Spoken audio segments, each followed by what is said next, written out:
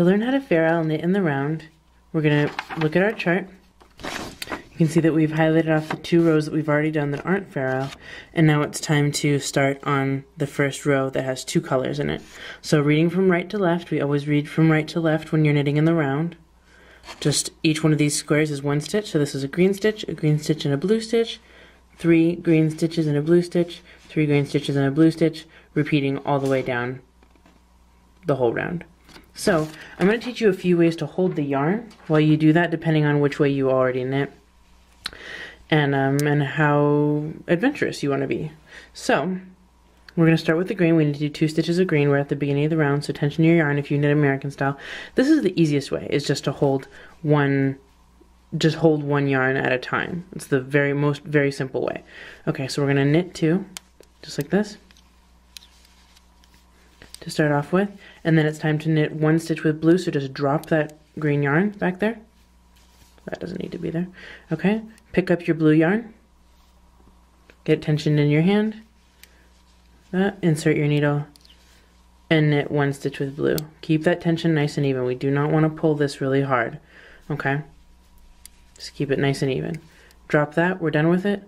Pick up the working yarn with the green, tension it in your hands, and we're going to knit 3 stitches with green. Alright, so 1, 2, 3. We're done with that. Now we just repeat that. So drop the green ball, pick up the blue ball, there it is, tension it, and just knit 1 stitch. So this is just fair isle knitting at its most basic, picking up the yarns as you need them, and that's totally fine while you get the hang of it. Okay. So let's do one more blue stitch here. Picking up the blue and knitting 1 with blue. Now let's take a look at the back of this work. Oops, that's even a little bit too tight. There we go. Okay, looking at the back of this work,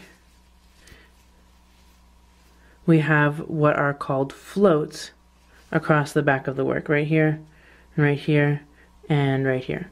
So these need to be stretchy enough to accommodate for the stretchiness of this fabric, right? If they're tighter at all, then the fabric, it's going to pucker in. And I'm going to go into this in more detail in the following videos and give you lots of tips, but just watch this tension. What you don't want to see is something like this, really, really tight, scrunching the stitches of the same color together, which is what most people do accidentally, right? So just keep it nice and loose. And besides, we're felting this project, so don't worry about it being loose. Like, this is loose knitting, right? We're felting it, so it's okay. All right, so again, for the American style knitters, what you can also do is hold both yarns in your fingers at the same time, like that. That's totally fine too. Now you don't have to pick any up or drop any as you go, right? So check this out. Insert the needle, and then you can, I think, let's try it like this. You can just wrap just the one around that you want, like that. We're gonna knit 3, right? All right, and insert the stitch. We've got blue in there, and you can just wrap the blue one around and catch it like that. So you can experiment to find, you know, how it's going to feel most comfortable. If you're going to drop one, if you have a lot of stitches in one color, if you're just going to keep one over like this or always like this. But you can do this and just put the one that you want on your needle. Let's see that nice and close up. There, just with the green, but carrying the blue with you so you don't have to pick it up later. There, now I've got both. Alright, now it's time for blue. Just like that. Making sure to keep these nice and stretched out, not bunched up. Alright, so along the same lines, if you knit continental style, you can hold both yarns in your left hand, like that, and just pick the color that you want. Let's say I want green. There we go, like that. Watch these yarns as I readjust.